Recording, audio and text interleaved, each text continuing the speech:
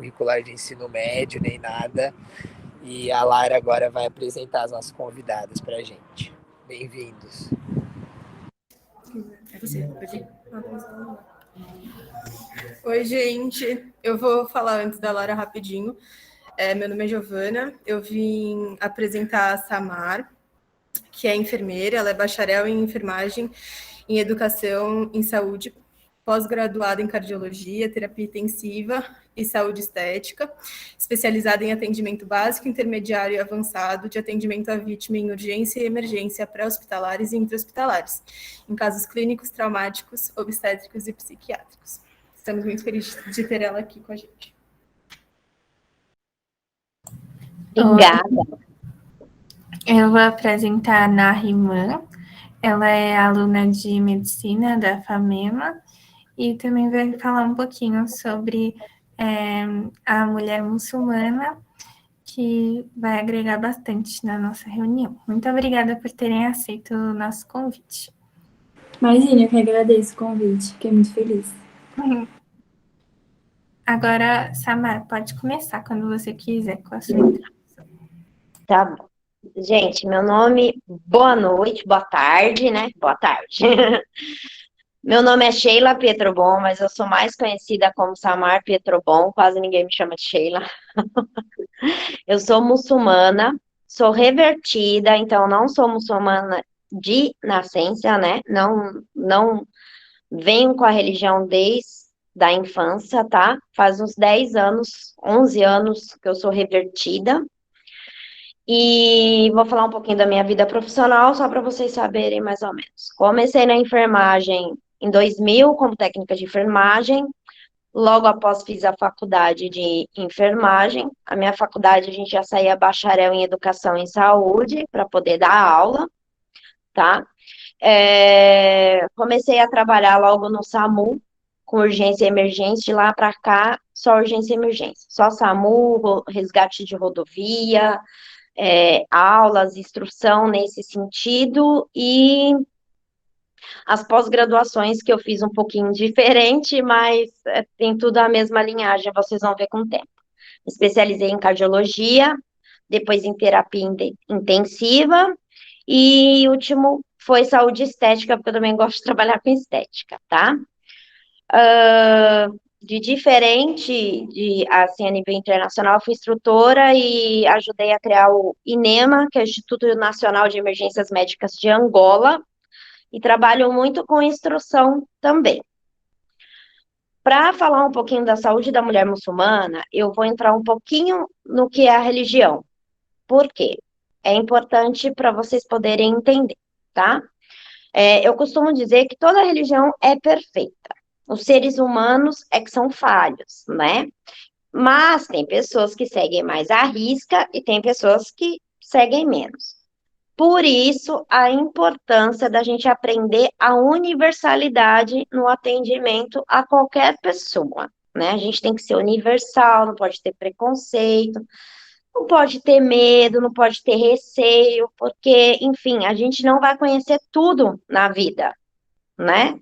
Então, conversando, eu digo sempre que conversar é o melhor caminho para qualquer atendimento, tá? Vou falar um pouquinho sobre a vestimenta da mulher. O hijab, que não é esse, eu uso turbante, ele não é só o lenço que a mulher muçulmana usa, ele é um conjunto de ações, é o comportamento junto com a vestimenta. A gente costuma falar que é uma forma modesta de se viver, né? Então, esse vestiário, ele permite que você tenha a sua privacidade, que você mantenha a sua modéstia. Ele é um ato moral para a mulher muçulmana. Os homens também têm regra de vestimenta, não são só as mulheres, para ninguém pensar, só as mulheres. E assim, é uma regra de Deus. Só que dentro da religião existe o livre-arbítrio. Por isso, tem pessoas que usam ou não a vestimenta, assim como tem pessoas que obedecem ou não às regras da religião. Porque a religião, ela tem o livre-arbítrio, tá? Uma muçulmana sem véu não é menos muçulmana do que uma muçulmana com véu. Então, as regras, desde que o paciente te informar que ele é muçulmano, valem para a pessoa que usa vestimenta como para a pessoa que não usa. Só que para a gente é mais fácil de identificar quando a mulher está vestida, né? É um estereótipo. A mulher está de lenço, ela é muçulmana, né? Existem várias outras culturas que usam o lenço, mas isso não quer dizer que eles sejam muçulmanos. Bom, somente os parentes de primeiro grau é que podem ver as mulheres sem lenço. O que é parente de primeiro grau? Pai, mãe, irmãos, avós e filhos. E o marido. Então, outros homens não podem ver a mulher sem lenço. Se ela estiver num lugar onde tem outros homens, também não pode, porém, se ela estiver num recinto fechado, só entre mulheres, ou estiver dentro de uma consulta médica, ela pode sim expor o que for necessário. Então, é tudo uma questão de conversa. Contato físico. Tem uma pequena diferença também. O homem não tem um contato físico com a mulher. Então, dar a mão, dar um beijo, dar um abraço, ou simplesmente tocar, é considerado uma falta de respeito dentro da nossa religião, entre homem e mulher. Então, quando a gente vai tocar uma muçulmana, às vezes, vamos supor, estou no consultório, entrou uma muçulmana. Oi, tudo bem? Às vezes ela vai te responder assim. Não é falta de educação, não é que ela está sendo grossa, desrespeitosa, é porque é o modo que ela vai encontrar para poder cumprimentar vocês. Tá, mas aí eu preciso fazer exame físico, eu tenho que fazer a palpação. Senhora ou mocinha, eu preciso tocar no seu corpo para sentir algumas coisas no exame. Posso fazer? Pode. Preciso ver região da cabeça, região do colo, região. Precisa tirar a roupa? Conversando? Pode. Não é muito diferente um atendimento de uma pessoa não muçulmana para muçulmana, porque a gente aprende na nossa formação que tudo a gente consegue com a conversa, inclusive os dados mais aleatórios do mundo. Porque você pergunta, por exemplo, um paciente: você é hipertenso? Você tem pressão alta? Não, não tenho. Vocês vão ver muito isso. Aí quando você chega lá nos remedinhos, eu tomo um remedinho assim, ó, pequenininho, branquinho. Acho que é porque eu tenho alguma coisa alta aqui no sangue. Pronto, é o remédio da pressão. Então é a mesma coisa. Conversar é o ponto de partida. Tudo que a gente tem que fazer, a gente tem que explicar, né? Então, oi, tudo bem? Meu nome é Samara, vamos supor que eu sou a médica, no caso de vocês. Eu sou a médica que vai cuidar de você hoje, tudo bem? Tô vendo que a senhora é muçulmana. Se precisar, a senhora poderia tirar uma peça de roupa para que eu possa te examinar? Com certeza ela vai liberar. É muito tranquilo conversar com uma mulher muçulmana. Se precisar ter o toque, também. Eu costumo dizer que toda mulher, quando vai ser atendida por um homem, né? Porque isso também não tem problema, se tiver uma mulher médica, melhor do que um homem. Mas se não tiver, é caso de saúde, pode. Toda mulher, quando ela vai ser atendida por um homem, ela tem a sua vergonhinha, vamos se dizer, né? Então, quando a gente conversa, a gente consegue deixar o ambiente mais tranquilo. Então, não é porque ela é muçulmana que eu preciso conversar. E outra coisa, gesticular muito. Porque às vezes vocês estão falando com uma muçulmana brasileira. E todo mundo pensa que porque você é muçulmano, você veio de lá. Aí o pessoal pergunta: você veio de lá? Aonde é lá? Né? Não, nós somos daqui. Eu já presenciei casos de médicos que falavam: olha, preciso ver a sua boca. E a moça era brasileira. Ou era uma árabe que já está no Brasil há muito tempo, então já entende. Não precisa fazer grandes gestos, a não ser que ela não fale a sua língua. Então, Se não tiver um tradutor, que geralmente os muçulmanos, quando vão ao médico, são muçulmanos árabes, eles levam uma pessoa que saiba falar a nossa língua para poder fazer o meio de campo. Diferente disso, pode tratar de forma normal. Tem uma pequena diferença na nossa alimentação. Então, vamos falar de pacientes que vão ficar um período no hospital de observação ou de internação em si. Nós não comemos carne de porco, então é muito interessante que a equipe multidisciplinar saiba orientar isso à nutrição, tá? Não bebemos nada com álcool e, por exemplo, vou pegar um acesso venoso, vou fazer uma asepsia, preciso usar álcool? Às vezes o paciente vai virar para você e vai falar, não posso álcool. Se você souber explicar que aquilo ali é para limpar e que não vai adentrar o corpo e não vai dar as reações adversas que o álcool dá, muitos também vão aceitar.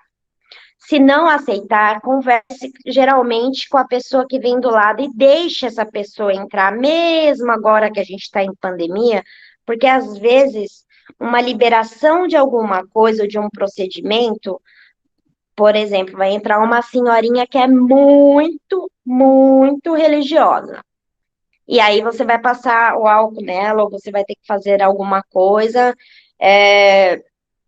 que tenha a presença do álcool. Ou que, por exemplo, preciso fazer um tratamento em você que tenha porco. Não tem alguns curativos, alguns os estentes, muitas coisas nos hospitais que têm derivados de porco, o muçulmano não pode. Se tiver sem o derivado de porco, melhor, mas se não tiver, você vai ter que explicar para a pessoa que foi com ela e para ela a importância daquilo. Por quê? É muito mais importante viver do que morrer. É muito pecado eu morrer por não aceitar um tratamento do que eu aceitar um tratamento que tem alguma coisa que não é permitido. Entendeu? Na rima qualquer coisa você me corrige aí também. Tem uma outra diferença. Mês do Ramadã. Nós temos um mês que é muito importante para o muçulmano. E nesse mês, o que ele faz? Ele jejua. Ele não come. Do nascer do sol até o pôr do sol. E aí, às vezes, a pessoa vai no hospital em jejum. E aí, você vai entender que alguns sinais e sintomas podem estar ou não relacionados ao jejum. Caso de internação. Eu tô no Ramadã, não posso comer. Não, você vai comer, porque você vai precisar comer agora. É o momento de restabelecer a saúde, então você precisa se alimentar. São muito, muito poucos que vão ir contra o jejum no Ramadã quando estiver doente. Porque a gente tem como prerrogativa de vida que a saúde é mais importante. Então, as pessoas doentes, elas não fazem o jejum. Mas podemos encontrar pessoas fanáticas. Existem fanáticos em todas as religiões. Então, pode ser que tenha uma pessoa que acha que está pecando muito em comer durante o período do Ramadã. Converse, tudo é conversa. Explique para ela, olha, se você não comer, você vai morrer. Pronto, resolveu o assunto. Pode falar desse jeito, não tem problema que a pessoa entende, tá? Um caso de internações é muito interessante, porque assim, é uma obrigação do muçulmano cumprir com a caridade, a hospitalidade e a ajuda ao próximo. Então, quando tem muçulmano internado, eu percebi já uma vez que tem muita visita. Eles querem muito visitar, mas não é visitar só para pessoa se sentir acolhida. É como forma de ajuda. Às vezes ela não consegue ir num banho, às vezes ela não consegue se alimentar direito. Então, às vezes, vai chegar acompanhantes para vocês e vão falar, eu preciso estar com ela. Explique. Tudo bem. Ela precisa. Quantos anos ela tem? Olha, por exemplo, nessa idade não pode ter acompanhante, pode ficar sossegado. Tem a equipe de enfermagem, tem a equipe de apoio do hospital que vai estar ajudando. Nas horas de visita, vocês podem vir, porque senão realmente vai ter muita visita, porque eles são muito legais, nós somos pessoas maravilhosas. Bom, eu gosto de dizer assim, a maioria das palestras que eu dou nas faculdades, a gente tem um melhor aproveitamento através de questões, porque é um assunto muito básico, né?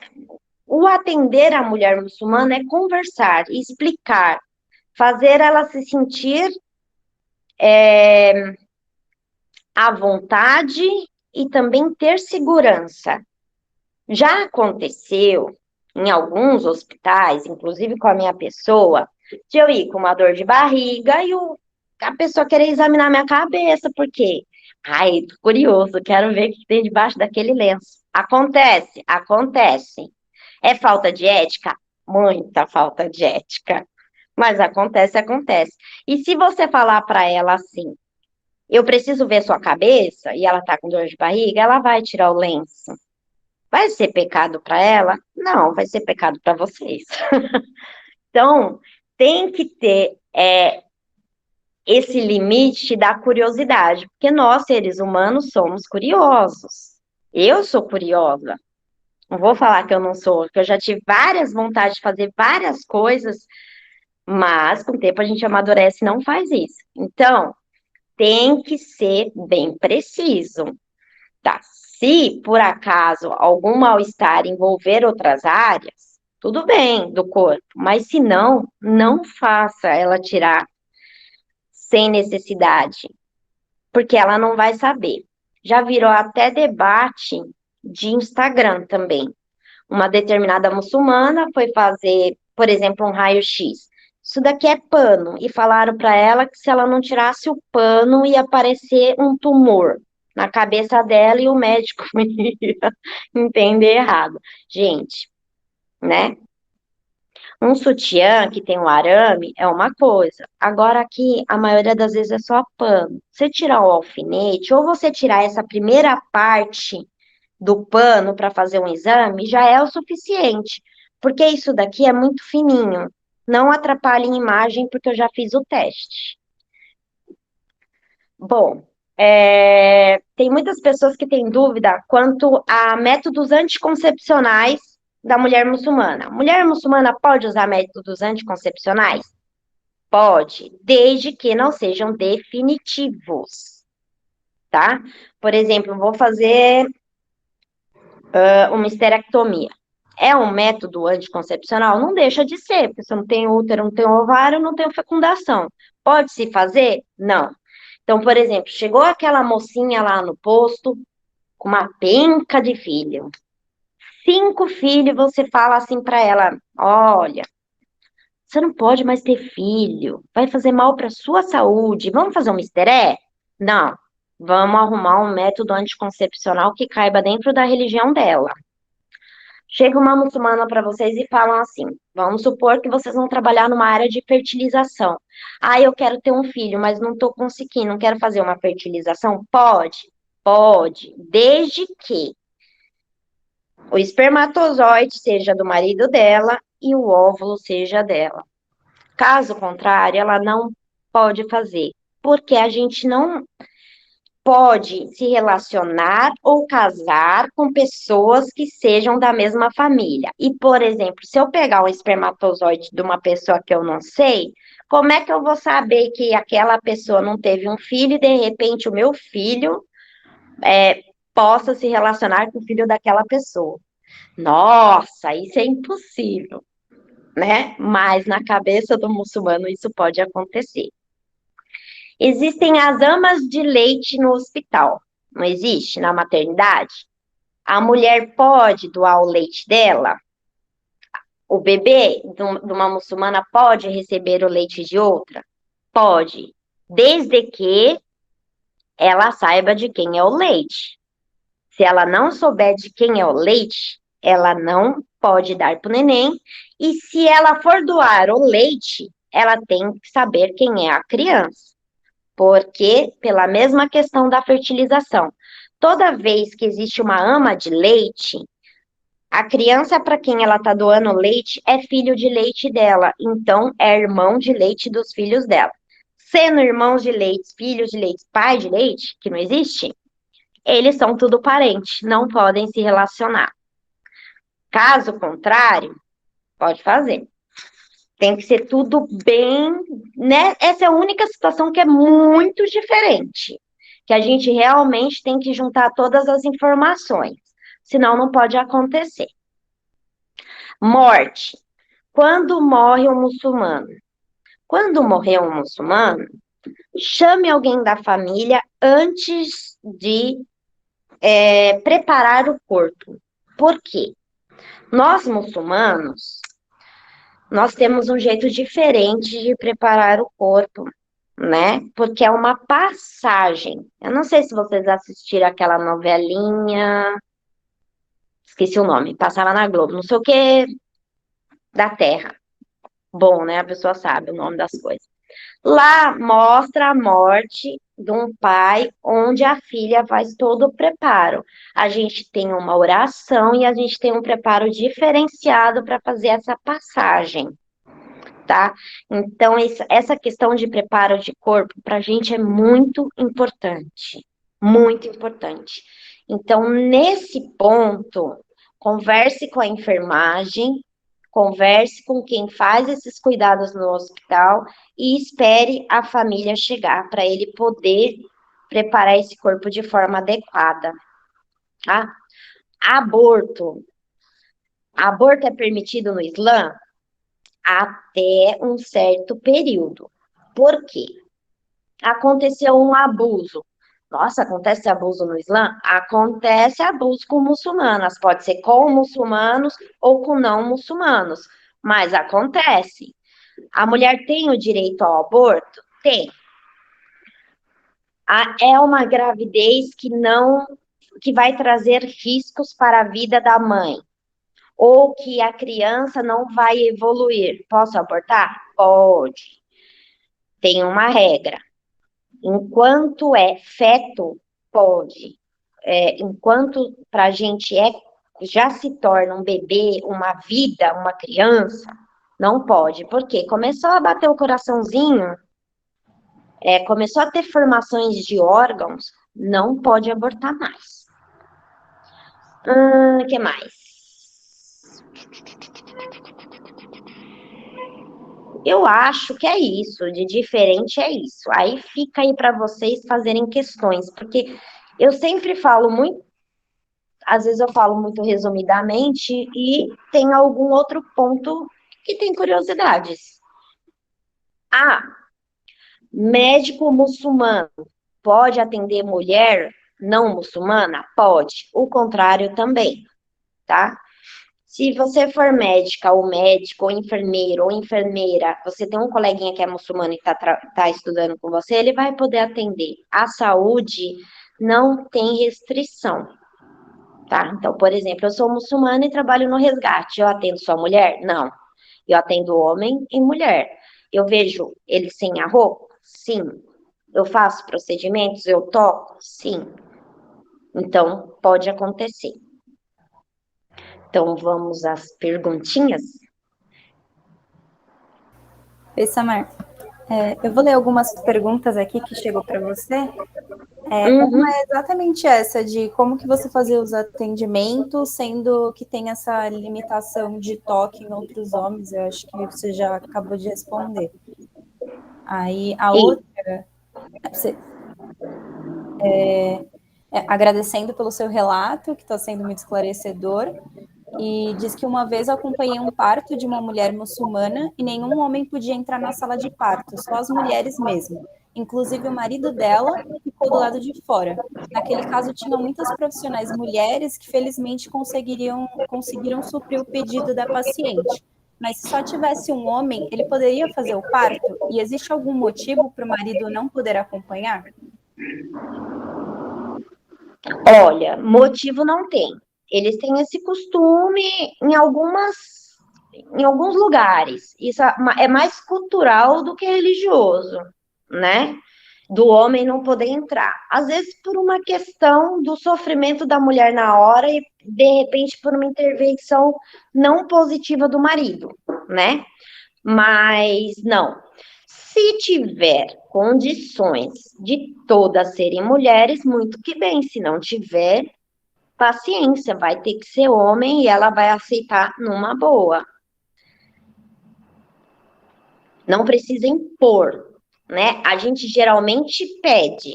Por exemplo, eu gosto de passar com ginecologista mulher. Já me falaram que os ginecologistas homens são mais delicados. Acho que porque a mulher já conhece o corpo e vai com tudo. Mas eu prefiro passar com mulher. Só que se não tiver mulher, eu vou passar com homem. O meu parto foi feito por uma mulher. Só que o meu acompanhamento pré-parto, meu pré-natal, foi feito por um homem. Então, não é porque eu sou da saúde, mas não existe esse tipo de restrição. Mas se tiver, é que nem uma emergência. Eu costumo falar muito nisso. Se chegou numa emergência, chegou o SAMU com uma muçulmana, vamos lá. E aí nós somos aluninhos, e nós, aluninhos, somos muito curiosos, queremos ver. Aí vai todos os alunos ao redor da maca do SAMU.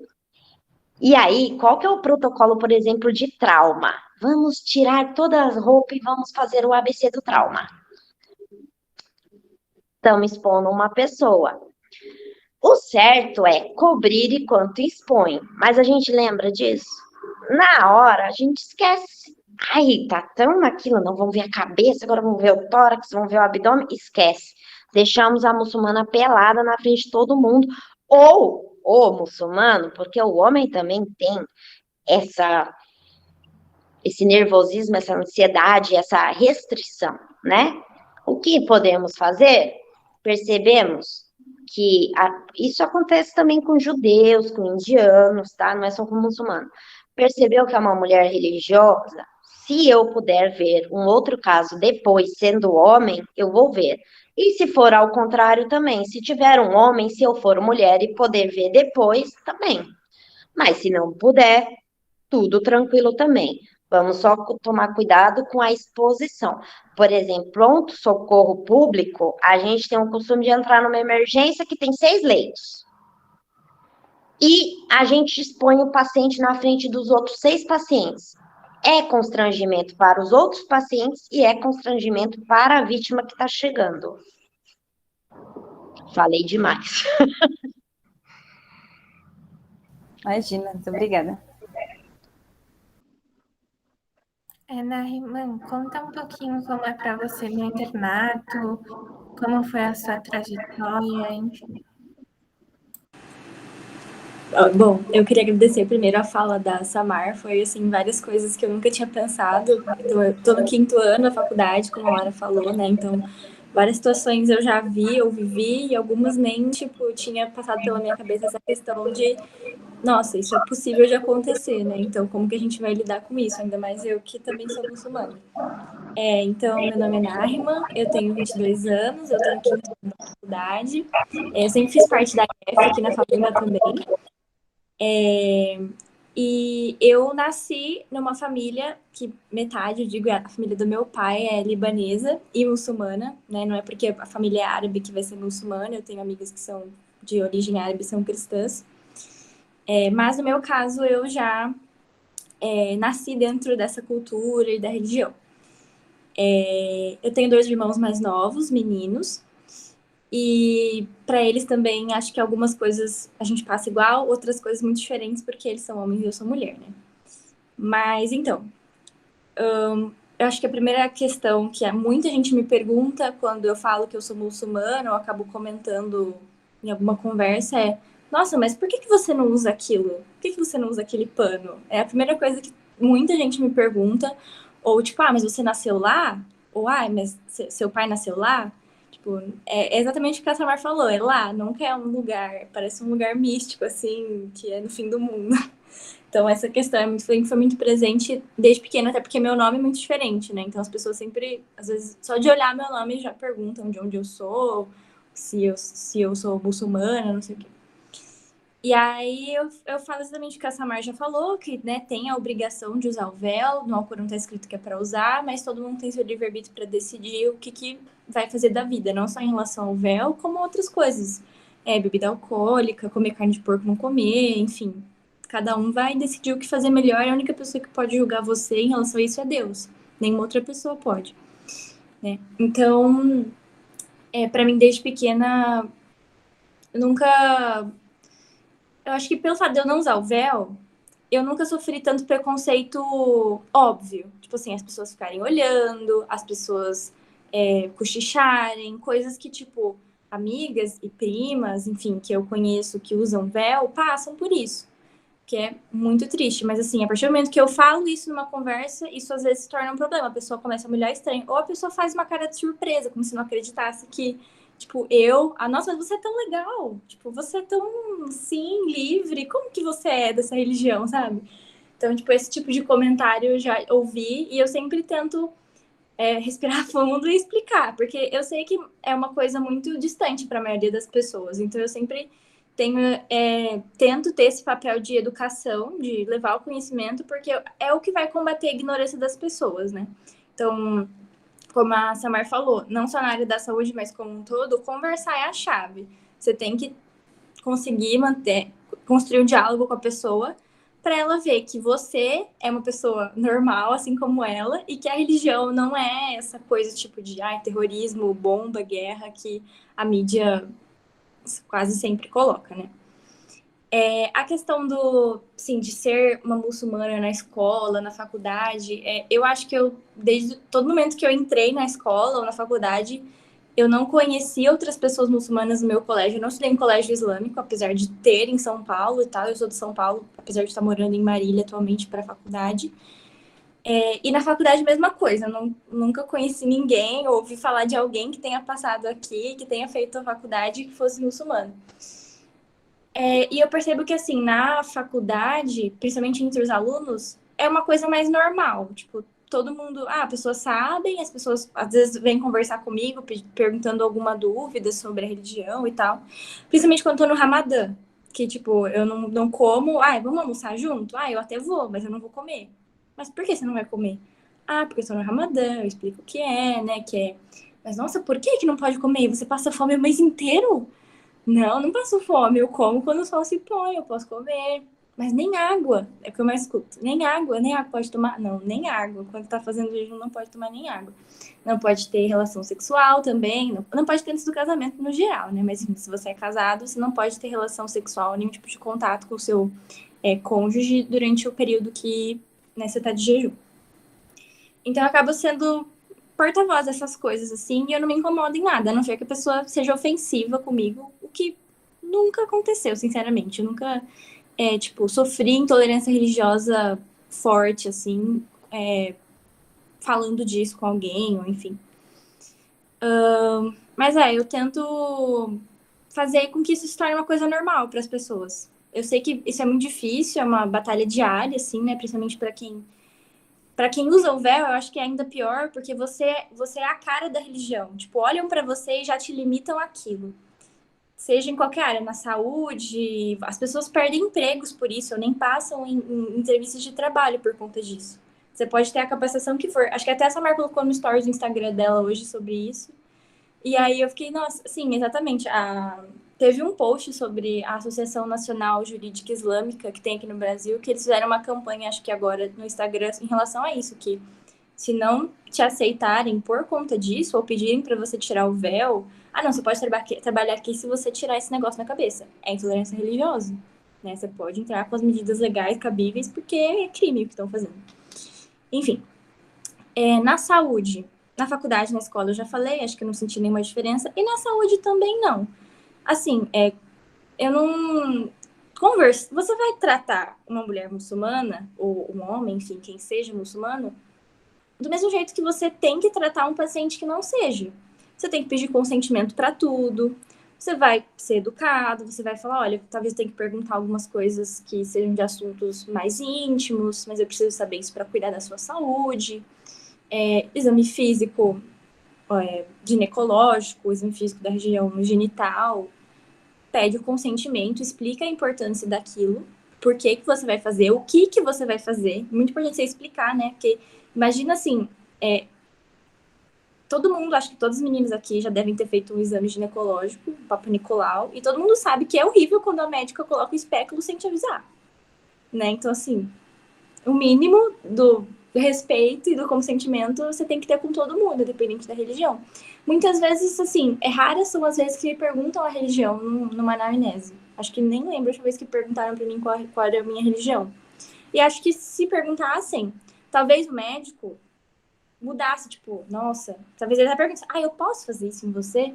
Posso fazer aquilo em você? Só pelo fato de eu ter falado que eu era muçulmano. Eu acho que isso aconteceria. Porque as pessoas têm muito essa visão de que é muito pisar em ovos, assim, ela não vai deixar, ela não vai não sei o quê, porque a religião dela não deixa.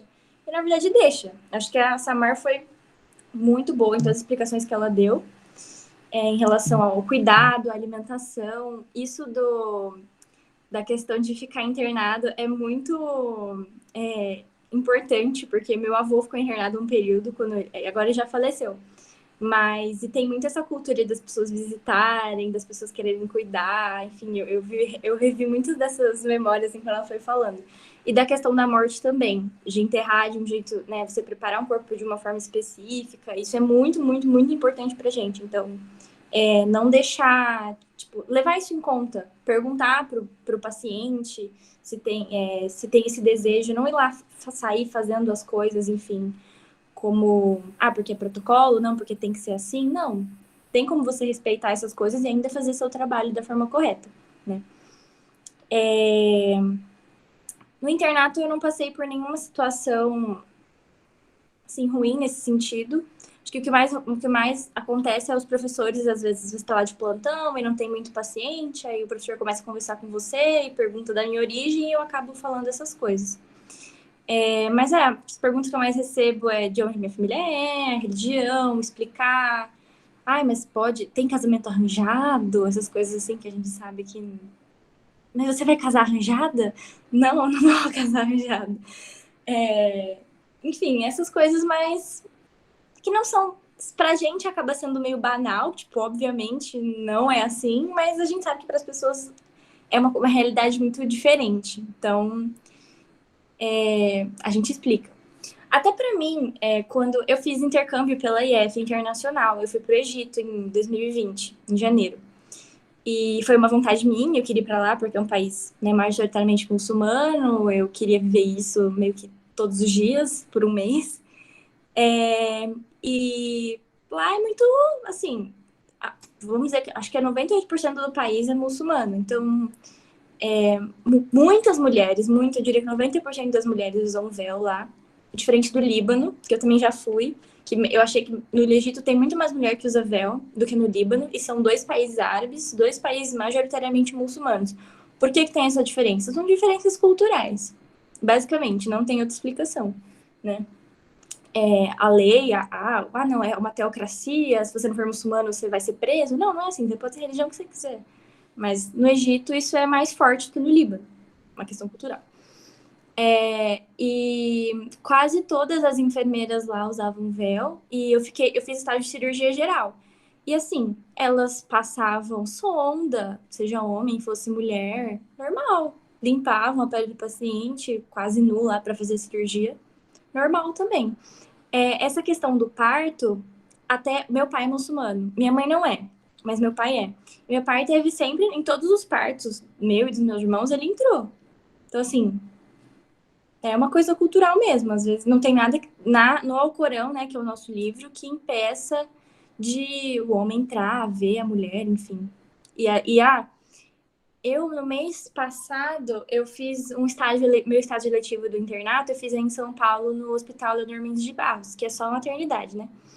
E eu vi 2 mulheres muçulmanas no período que eu tava lá, ganharem neném. Elas eram estrangeiras, só uma coincidência, tá? Assim, não quer dizer que toda muçulmana é estrangeira, enfim, igual a Samar falou, que tratam às vezes a gente como se fosse, tinha que fazer gesto, mímica para entender. Com elas a gente precisou, porque assim, elas não falavam quase nada de português, mas foram só duas situações coincidentes que aconteceram lá. Uma era do Iêmen, a outra era de Bangladesh. E lá os quartos, os leitos do alojamento conjunto, são 4 leitos em um quarto só. Quando os pais dos outros bebês ou acompanhantes homens de outras mulheres do quarto estavam lá, elas sempre usavam o hijab, ou alguma coisa para cobrir o cabelo, o colo, os braços, né? Mas quando só estavam mulheres, elas tiravam, ficavam normal. Por exemplo, eu conversei, a que era do Iêmen, ela não falava nada de português, nada de inglês, foi muito difícil conversar com ela. E ela tava sozinha. Aí, depois, em outro momento, eu voltei no quarto e o marido dela tava lá. Aí eu perguntei pra ele em inglês, e ele falava inglês. Aí eu falei, graças a Deus. Aí eu falei pra eles que eu era muçulmana, que qualquer coisa que precisasse de ajuda, né, era só falar comigo, que eu tentaria ajudar da melhor forma e tal. Então a gente tem muita... É uma obrigação, é um dos pilares da religião você fazer caridade, não só no sentido financeiro, mas no sentido interpessoal também. E aí eu me senti meio obrigada, assim, mas eu quis, né, tipo, tá lá, mostrar que eu tava lá pra eles. E aí ele fez várias perguntas, porque eles estavam aqui no Brasil, tipo, há 3 meses, estavam meio perdidos nessa questão legal e tal, de fazer certidão de nascimento. Aí eu expliquei pra ele onde que ele tinha que ir, que documentos ele tinha que levar pra registrar o neném. Mas, assim, parecia, a não ser por conta dessa questão da língua, eles podiam ser um casal normal, que tava ali, tiveram um bebê e pronto, tudo bem. E a outra, que era do Bangladesh, ela também não falava nada de português. Falava um pouquinho de português. Algumas palavras ela conseguia entender. E o marido dela também falava muito pouco. Aí a gente teve que pegar o Google Tradutor mesmo. E ela digitando, e a gente digitando, e ela digitando, a gente digitando. Mas eu também tentei falar para ela que, né, eu era muçulmana. Porque no Bangladesh não fala árabe, né? No Iêmen fala. Mas Bangladesh eles falam... Ela falou que é Bengali, eu acho a língua. Então, assim, nada a ver com... Enfim, os países árabes, né? Na verdade é no sul da Ásia, ou leste da Ásia, se não me engano. Enfim, para vocês verem que a questão, a religião islâmica, ela é muito, muito forte. Tipo, não é só uma coisa do Oriente Médio. Surgiu lá, assim como as outras religiões monoteístas grandes que a gente tem, né? O cristianismo e o judaísmo. Mas o islamismo, ele é muito forte na Ásia, tá crescendo muito aqui no Brasil, muito mesmo. Não só pelos imigrantes que vêm para cá, mas por gente se revertendo, né? O termo certo hoje em dia. Homens e mulheres que se encontram nisso e querem ser muçulmanos e, né? Tipo, a gente tá aqui para isso. Tem um livro que eu li, que eu queria indicar. Ele não é muito fácil de achar, mas eu achei ele na minha casa. Meu pai tem vários livros que ele pega na mesquita, assim. E ele é muito bom. Ele chama Viagem pela Mente de um Muçulmano. Eu li ele no passado, na quarentena. O autor, deixa eu ver o nome aqui. Eu mando pra Lara e a Lara manda pra vocês a foto do livro. Acho mais fácil, porque a foto aqui tá bem pequenininha pra ler o nome. Mas ele vai, assim, em parte por parte dos livros. Eu descobri coisas que nem eu sabia lendo esse livro. Tipo, coisas jurídicas, essa questão do aborto, essa questão da amamentação, né, de outra mulher, você dá o leite de outra mulher, da fertilização in vitro e tal. Ele perpassa, assim, não... É um livro curto, acho que tem umas 200 páginas. E eu recomendo muito para quem tem interesse, porque ele é muito fácil de ler. E ele vai por todas as questões. E o mais legal, eu achei, que ele foi escrito na década de 70. E já naquela época o autor é um médico egípcio, se eu não me engano, o autor do livro. Já naquela época ele falava que a religião ela é tratada como se fosse uma coisa muito estrita, porque o muçulmano sofre muito preconceito. Isso na década de 70, nem tinha acontecido 11 de setembro, coisas assim, que foi, né, acho que para nossa geração é o que mais pesou, né, tipo, antes e depois do 11 de setembro.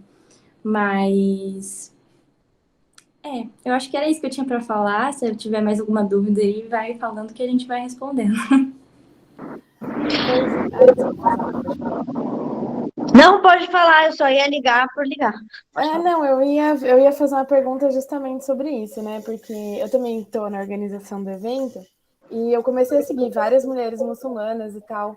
E aí uma delas trouxe, né, à tona, a gente está em setembro agora, já faz um tempão que a gente está organizando, e aí uma delas trouxe, né, a questão do 11 de setembro e falando muito sobre, a associação que as pessoas fazem, que é muito direta e, tipo, nada a ver de você ser muçulmana e, vai ser terrorista e tal, que a pessoa é muito, né? E aí eu queria perguntar para vocês, porque isso está muito associado também à xenofobia, né? Eu sei que vocês são brasileiras, vocês até comentaram, a Samar também falou um pouquinho que, tipo, porque você usa o turbante, tipo, já as pessoas já falam, tipo, não, mas você não é daqui, não sei o que lá. Aí eu queria saber se vocês já passaram por alguma situação assim, se vocês sentem que piora nessa época, como é que é para vocês? Todo 11 de setembro é o terrorismo pra gente. É inverso o terrorismo. Porque não começa no 11 de setembro, começa lá em julho já, que o povo já lembra, nossa, tá chegando o 11 de setembro, vamos malhar os muçulmanos. Teoricamente, a gente já sofre o ano inteiro sendo terrorista, né? Mas quando chega nessa época, é complicado, porque as pessoas lembram do evento, e eu vou dizer um negócio para vocês. Existe um versículo no Alcorão que diz assim: se você matar um inocente, para Deus é como se você tivesse matado a humanidade. E se você salvar uma pessoa, é como se tivesse salvado a humanidade inteira. Então, vamos salvar várias pessoas. E o que acontece? Pessoas que fazem atos terroristas não são muçulmanos, porque isso é a nossa regra primordial. Então, toda vez que alguém chega para mim para o 11 de setembro, eu falo, vou explicar um negocinho aqui para vocês, tá? E eu falo desse versículo.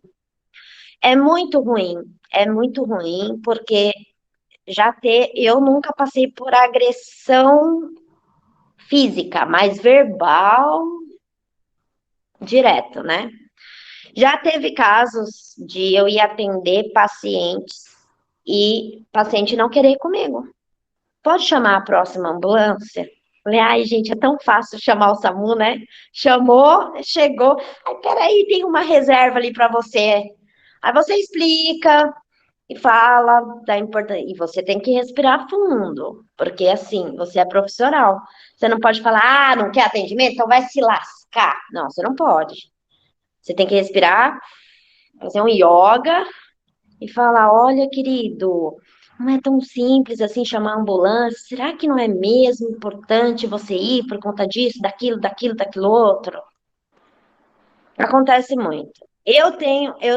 Já sofri muita agressão verbal, né? E muito preconceito em relação. Nunca consegui entrar no hospital privado. Não vou falar o nome dos grandes hospitais que eu passei, mas, inclusive, há 4 dias atrás eu tirei 10 na prova do hospital. Cara, eu fiquei tão feliz, porque 10, é difícil tirar um 10, né? Mas eu tirei um 10. Tô esperando, tá? E tem muitas mulheres que realmente precisam, que nem, só para complementar a fala da Ana Rima, tem muitas mulheres que realmente precisam tirar o lenço para trabalhar. Porque se você, teoricamente, numa entrevista de emprego, você não pode nem falar, eu sou muçulmana. Qual a sua religião? Deus. Porque se você falar que você é muçulmana, não vão te contratar. Hospital privado é assim. Hospital público também. Só que tem uma diferença. Existe o artigo 5º da Constituição brasileira que defende a gente em relação a cargos públicos. Então, por exemplo, no SAMU, eu também já tive problema justamente no 11 de setembro. Olha, vou te tirar do serviço de rua e vou te colocar no serviço interno, porque você, muçulmana, agora está perto do 11 de setembro, pode causar um atentado terrorista para sua equipe. Porque assim, no SAMU, a gente trabalha na rua, então é muito difícil a chefia ver a gente. Então a pessoa trabalhava de lenço e ninguém sabia. Aí teve um acidente muito grande, perto do 11 de setembro, teve um fotógrafo maravilhoso que ele não fez foto da ocorrência, ele fez foto nossa, uma muçulmana trabalhando no resgate. Não me pediu permissão e jogou em todas as redes sociais. E aí descobri quem é essa muçulmana do SAMU. Não conheço essa pessoa. Aí é a Petrobon, que a gente, quando tem um nome igual, tem que colocar o sobrenome como codinome, né? Ah, então, por gentileza, ou você tira o seu lenço para continuar trabalhando na rua, ou você vai para o serviço interno. Eu, na época, não queria ir para o serviço interno, então eu trabalhei sem lenço. Não gosto do serviço interno. Então, assim, acontece sim muito preconceito. E acho que na rima, só o fato de falar o nome dela, já vem o preconceito, né? Porque se eu falo Sheila, que quase ninguém me chama de Sheila, é a Sheila. Agora vai eu falar Samar. Samar? Samira? Não, é Samar. Samara? Não, é Samar. Samar? Samar. Ai, nome diferente, né? Da onde? É árabe. Ah, você é daquele povo de lá? Então tem sim. O 11 de setembro é um terrorismo pra gente, né? Não, não. Assim, como eu sou mais nova, eu acho que a nossa geração, a maioria, não vou falar toda a geração, é mais consciente, eu acho. Mas assim, vou falar a experiência do meu pai. No dia 11 de setembro de 2001, meu pai é dentista. Ele tinha um consultório perto da casa da minha avó, mãe dele. No dia 11 de setembro de 2001, ele estava trabalhando. Na hora que aconteceu o atentado, ele estava trabalhando da primeira torre. Na hora que ele me conta isso, tipo assim, sempre que vem esse assunto, ele conta para as pessoas. Na hora que teve a primeira torre, ele estava trabalhando. Aí ele foi perto da hora do almoço aqui no Brasil, né? Ele terminou de atender e foi a pé para casa da minha avó para almoçar. Na rua, um conhecido dele, não sei se era um ex-paciente, alguma coisa assim, um conhecido dele, falou assim: ah, você viu o que o seu povo fez lá nos Estados Unidos agora? Meu pai nem sabia o que estava acontecendo. Ele estava saindo do consultório dele para ir almoçar. Ele ficou tipo: hã? Beleza. Ele falou: não vi. Tá bom. Aí na hora que ele chegou na minha avó e ligou a TV, ele viu ao vivo o segundo avião batendo na segunda torre. Então, assim, tipo assim, ele nem sabia o que estava acontecendo e já botaram a culpa nele, porque sabem que a família dele é muçulmana / árabe. Então, assim, sabe? Gente sem noção. Pra mim, assim, o que mais... isso não acontece só no 11 de setembro, mas, assim, eu acho que a gente tenta... já sabe que esse tipo de coisa pode acontecer, que esse tipo de comentário pode vir, então meio que eu sinto que a gente se prepara, assim, psicologicamente para ouvir esse tipo de comentáriozinho, tipo, ai, nossa, não deixa ela brava, senão ela vai explodir sua casa.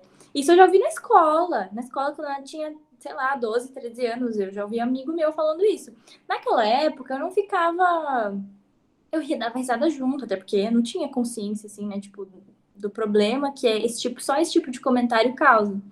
Hoje em dia eu já, tipo, falo assim, olha, não acho graça desse comentário.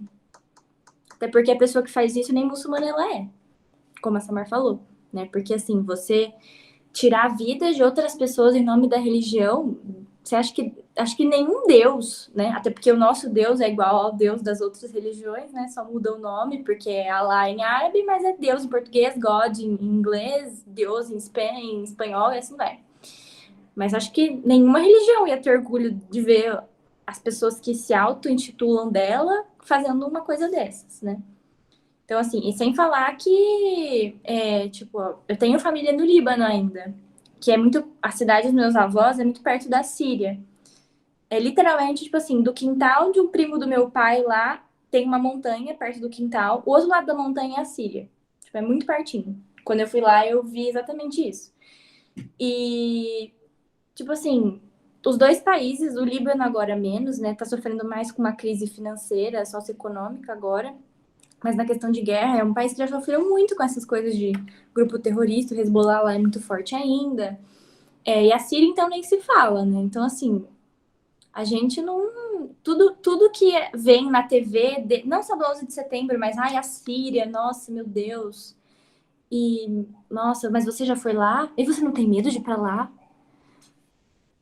Cara, eu não fui na guerra, entendeu? Eu fui pra ver minha família num lugar que eles estão lá vivos ainda. Mas, assim, já teve... Em 2006, que foi a época pior, assim...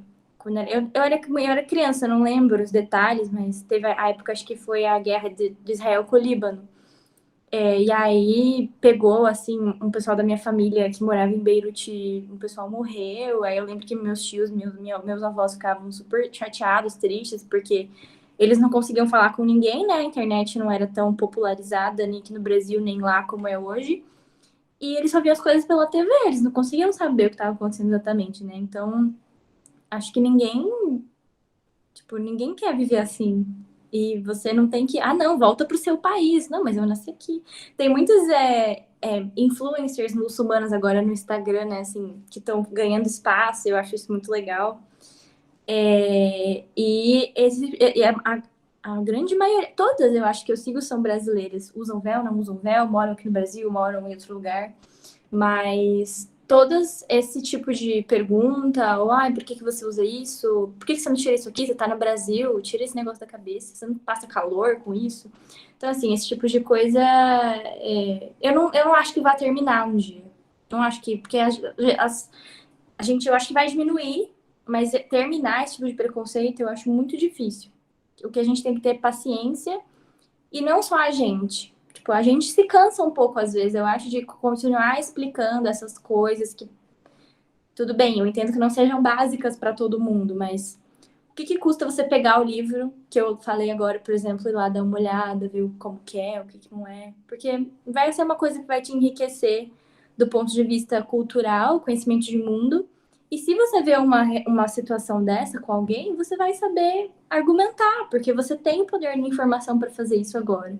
Então, assim, esse tipo de evento é muito bom por causa disso, mas eu acho que a gente sempre tem que estar se melhorando, né? No sentido de todos os assuntos, não só isso. Tipo, é meu lugar de fala falar disso, mas não é meu local de fala falar de racismo, por exemplo.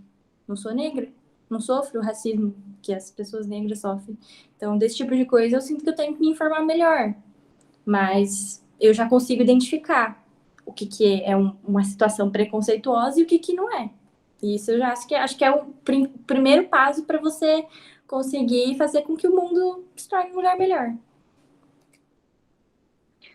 Em relação a isso que a Ana Rima falou, outra, assim, tudo que aparece na televisão de qualquer país que tenha muçulmano, a gente se sabe pelos outros, né? Porque, por exemplo, o Talibã agora atacou lá o Afeganistão, eu estava de serviço, em ocorrência, eu cheguei no hospital, nossa, você viu?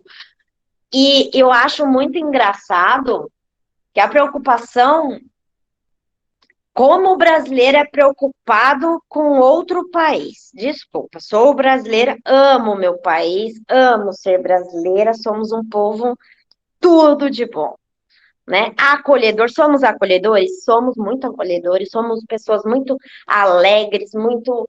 Fazemos piada de tudo, né? Que, enfim, não sei porquê, mas enfim. Mas uma coisa que o brasileiro tem é se preocupar muito com o que vem de fora e não enxergar o que acontece dentro do próprio país. Então, por exemplo, tem um monte de criança passando fome no Nordeste, não só no Nordeste, como no Norte também, né? Que são em comunidades mais carentes, mas um monte de feminicídio aqui, mas a importância de que o Talibã entrou lá e as mulheres vão ter que usar burca. Foi isso a preocupação, não era se estava morrendo gente, não era essa a preocupação. Nossa, elas vão ter que usar burca, entendeu? Então, assim, complicado. Até uma questão de psicologia, às vezes você pode pegar um muçulmano que vai te responder de uma forma um pouquinho mais porque é o que a Ana Rima falou. às vezes você tem que explicar muitas vezes. E as pessoas perguntam muitas vezes. Então, quando às vezes um muçulmano chega num consultório e, sem querer, o médico pergunta alguma coisa que não seja, que para ele entenda que não é do padrão, provavelmente ele pode fazer um MUF. Por isso que eu falo que a conversa é o linear de atendimento. Para que ele entenda que você não está perguntando as coisas porque você tem uma curiosidade como todo mundo, ou um pré-conceito como todo mundo lá fora, mas sim porque aquilo é pertinente ao atendimento, né? Então, aí ele vai mudar do UF pro porque é complicado. Essa questão é complicada para as mulheres que usam lenço e para os homens que têm cara de árabe, porque não adianta. O homem, ele é a cara do árabe. Eu, né, nem fale, né? Se eu tirar o lenço, é só olhar o nariz, né? Que tá lá taxado. Mas é complicado. O povo já sabe de onde que a gente é, já faz os preconceitos e as perguntas, e a gente sempre sabe de tudo que acontece fora do Brasil antes de assistir a televisão.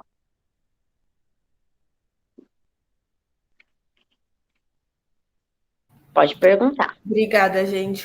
Nossa, foi ótimo, assim, a discussão está melhorando cada vez mais, está muito legal. Tem mais uma pergunta aqui, que existe alguma restrição quanto à doação de órgãos na religião muçulmana? Então, Que eu saiba, não. não, que eu saiba também não, mas vamos entrar numa questão de conversa. Quando eu recebo o órgão de alguém, eu me torno a família de alguém, né? Então, você vai ter que conversar com ele, porque assim, órgão, infelizmente, é uma coisa que a gente não pode falar quem é o doador. Então, olha, moço, moça, é antiético para mim e eu não posso, é uma regra, eu não posso falar quem foi o doador. Então, você precisa receber esse órgão, porque senão você vai prejudicar a sua vida, tá? É uma emergência, é uma situação que tem que se fazer. Aí ele vai aceitar o órgão. Mas existe algumas cabecinhas que vão pensar, nossa, mas agora eu sou da família de quem? Mas, que eu saiba, não tem restrição nem à doação, nem a receber órgãos. Mesma coisa sangue, tá? A gente doa sangue e aí já não tem tanto essa questão de saber para quem eu vou doar o sangue. A gente vai no banco de sangue e doa sangue. Obrigada. Imagina.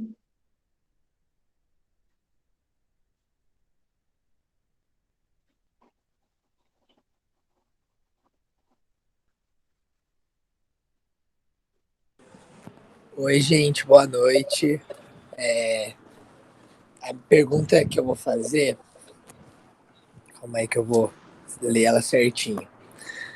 O que vocês acham que podia melhorar na promoção de saúde da mulher muçulmana, tanto localmente quanto em relação aos meios midiáticos que às vezes passam as mensagens erradas? Nossa, eu acho que assim, primeiro é ter esse tipo de discussão em faculdades que tenham os cursos da saúde. Acho que primeiro de tudo, porque eu aposto que a maioria das coisas que a Samar falou quase ninguém sabia aqui. Inclusive algumas coisas eu não sabia. Nem eu sabia antes, né? Então, exato.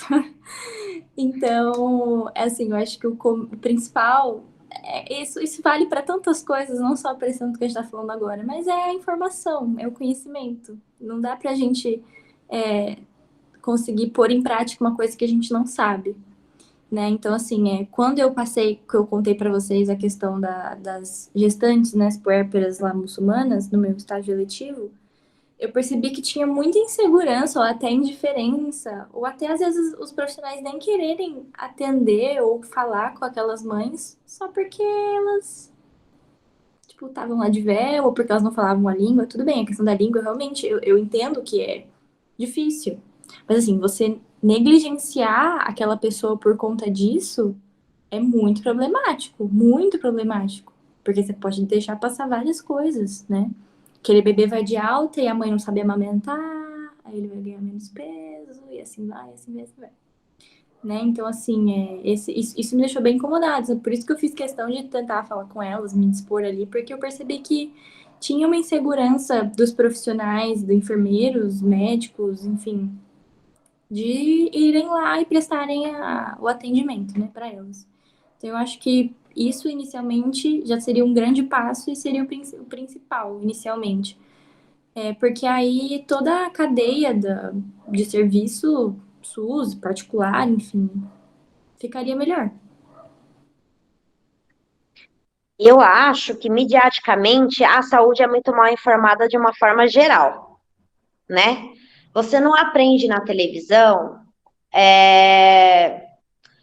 que você tem que ir para posto de saúde ou para AMA quando você tem determinadas coisas e hospitais outras coisas. Como você tem que chamar o bombeiro e como você tem que chamar o SAMU.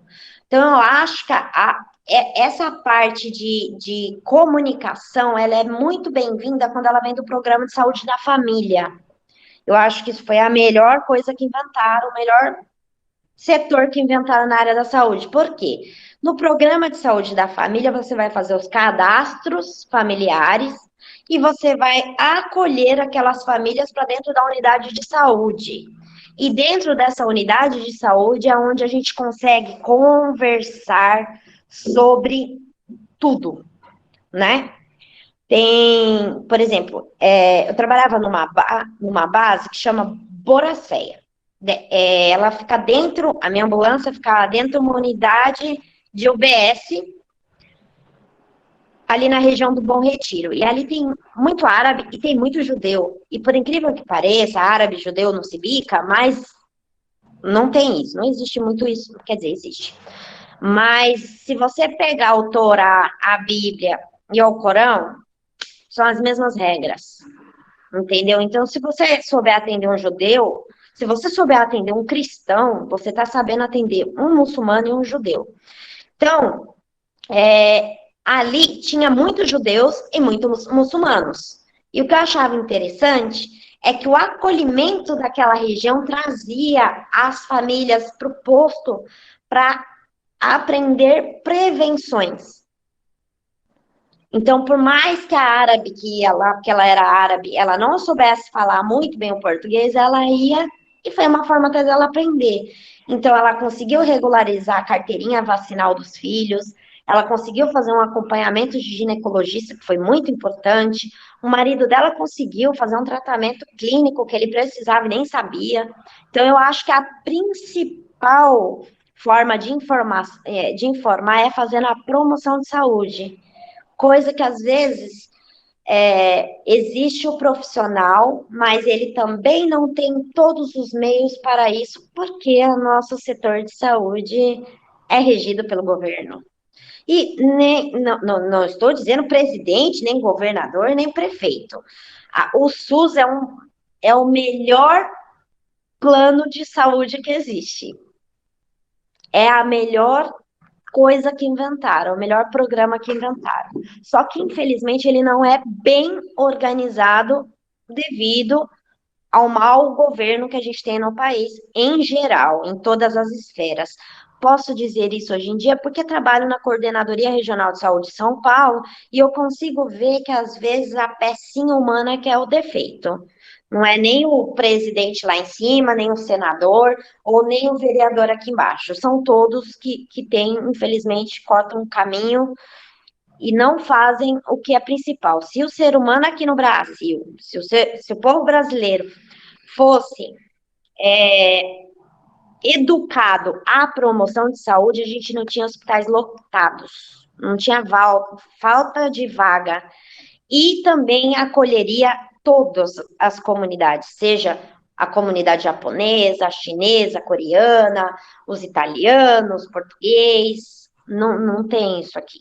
Eu acho que é isso que falta. E precisava, sim, ter isso na mídia. Entre os comerciais, lá na novela das 9, que todo mundo está assistindo, no raio do Jornal Nacional, coloca a população ia aprender, mas, infelizmente, o governo não gasta com a mídia.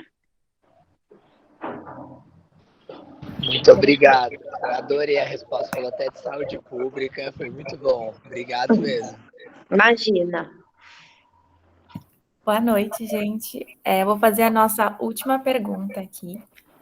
Perguntaram até que ponto o atendimento em saúde no Brasil é inclusivo e respeitoso em relação às outras culturas.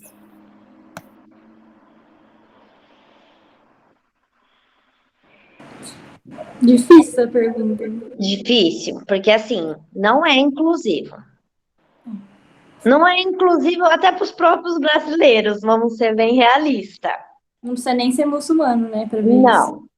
Se você chegar num hospital com uma roupa de Umbanda, vai ter preconceito.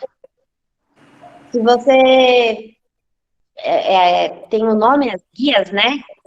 Não é só no setor de saúde. Tem preconceito, porque a pessoa não sabe o que é a religião daquela pessoa, e aí ele não sabe respeitar, né? Então, ele no setor geral, ele não é inclusivo nem para a nossa própria população, porque vamos dizer, o espiritismo, o bandismo, o candomblé, embora ele tenha vindo da África, parte dele, ele é como se fosse a nossa primeira religião, se for parar para analisar, né? Porque vieram os escravos, e vou dizer mais, os indígenas têm dificuldade de passar no médico no Brasil, porque não tem programa de apoio à comunidade indígena. Eles sofrem. É complicado, não é inclusiva, mas na realidade não é inclusiva para ninguém. Isso peca-se muito, eu acredito. É inclusivo, por exemplo, se eu como profissional quero ser diferente, eu quero acolher a todos. Se todos os profissionais tivessem na cabeça que a humanização e o acolhimento é necessário, independente da situação de doença ou de saúde, seria mais inclusiva. Então, não é nem culpa de uma organização de saúde, mas sim de alguns profissionais também. É que nem eu falo, não quer ser da saúde, não seja. Porque a profissão que mais vai te sugar é a profissão da saúde. Você já começa a ser sugado lá na escola, porque você não pode fazer nada. Vamos pra balada? Ai, não posso, tem que estudar. Não é? Vamos não sei aonde? Eu não posso, tem que estudar. Vamos fazer isso? Não posso, tô de plantão. Você vai passar o Natal aonde? Então, a gente tem diversas situações que fazem a gente, que nos fazem ser menos inclusivos. E, às vezes, isso traz para o profissional a forma de não incluir o outro. É alguma coisa que, às vezes, é inconsciente, mas acontece.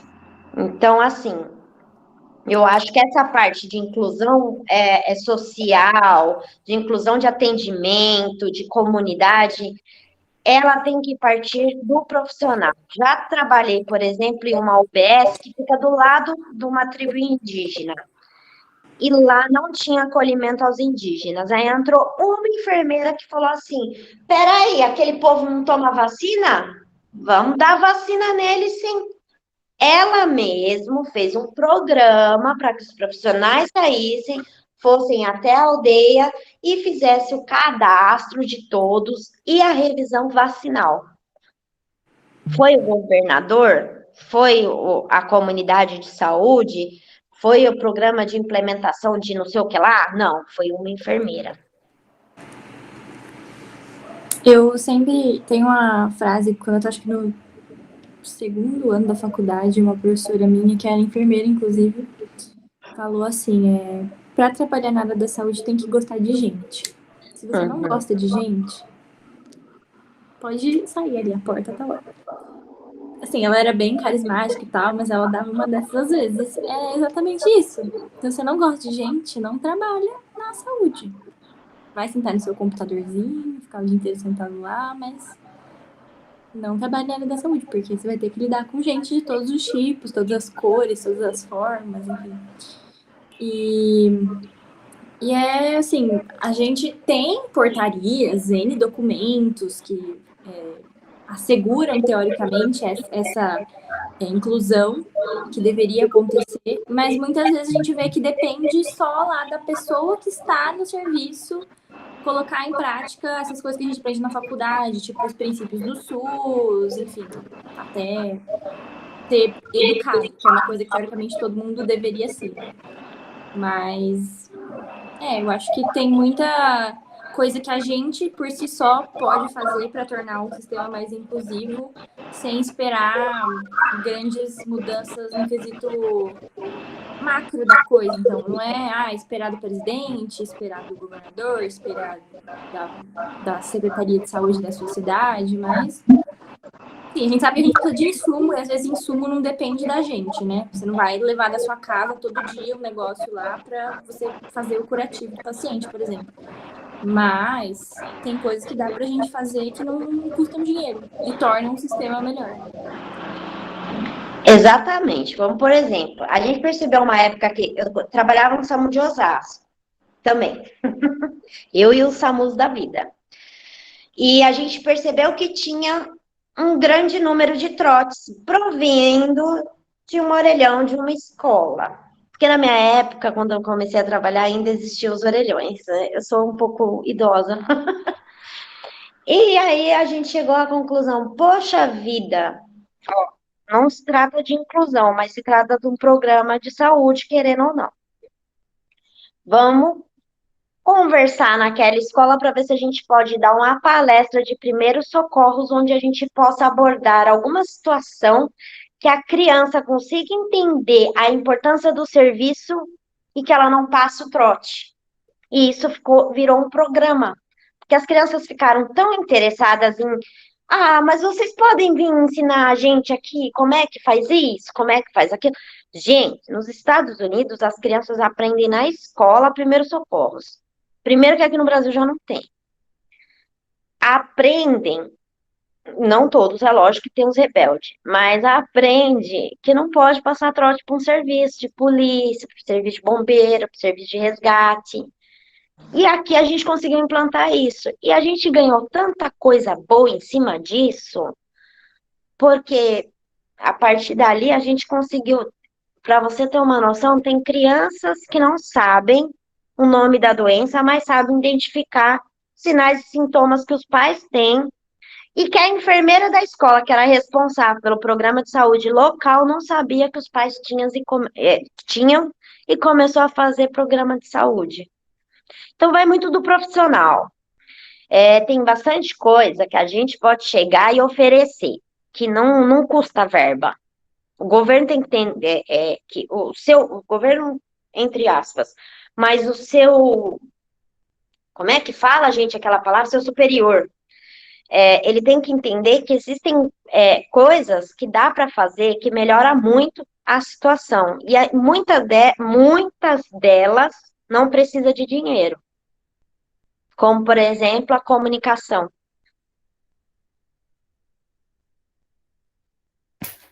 Perfeito, gente. Acho que a gente já pode ir encerrando, se não tiver mais nenhuma dúvida. Queria agradecer primeiro as nossas CLs, a Gi, a Ju e a Milena, por terem ajudado a gente a organizar essa reunião. Vocês foram perfeitas.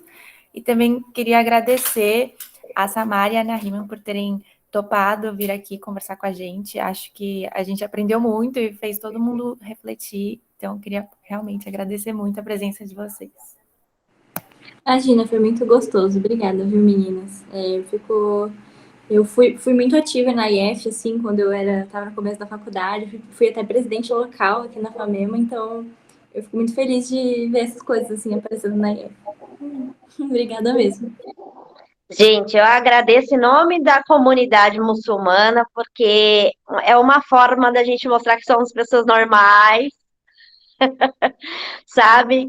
Que não tem diferença, é muito bom, eu estou gostando muito, porque são várias faculdades de medicina que estão procurando aprender, gostaria muito que as faculdades de enfermagem também fizessem isso, Até dei uma bronca esses dias online, que eu falei assim, nossa, só tô dando aula para médico, gente. Cadê os enfermeiros aqui que precisa aprender as coisas? Me faz passar vergonha. E não sou brava, tá? Às vezes eu sou um pouquinho mais assim, mas todos nós não somos bravos, somos muito piadistas. E muito obrigada. É um prazer poder tá mostrando para vocês um pouquinho da religião, né? Imagina, o prazer é nosso de ter vocês aqui. Então, acho que é isso, gente. Obrigada por terem comparecido. Boa noite para todo mundo. Boa noite, pessoal. Até a próxima. Tchau, gente. Obrigada.